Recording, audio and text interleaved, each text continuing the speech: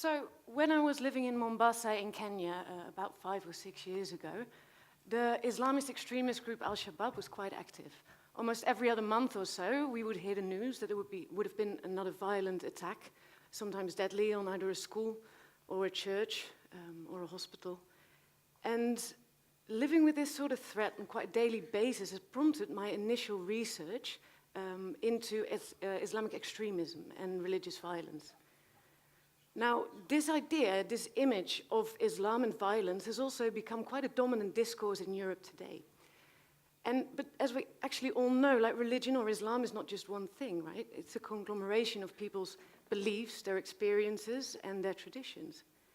Now, having studied this violent side of Islam, the extremist side, I'm now actually looking at a very different side, a different viewpoint of this broad spectrum of what religion is or not is.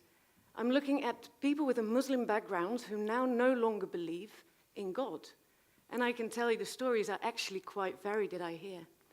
For example, I met this man and he was from Afghanistan, a refugee. And he came to the Netherlands 10 years ago because he was being persecuted in his own country for speaking out against his regime, but also against his religion.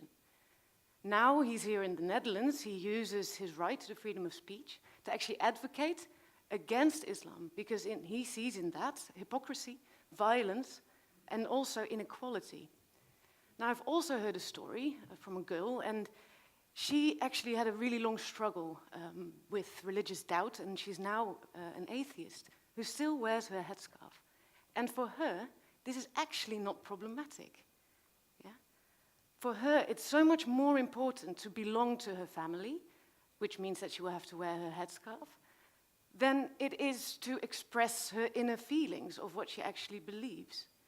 Now, as you can all probably imagine, it is quite difficult for me to find people that are willing to talk to me about this, not in the least, because it's still quite a controversial topic in some Islamic communities.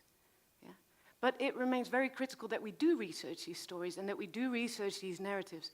And it's not only to challenge a dominant discourse on Islam is violence or every girl who wears a hijab actually believes in God.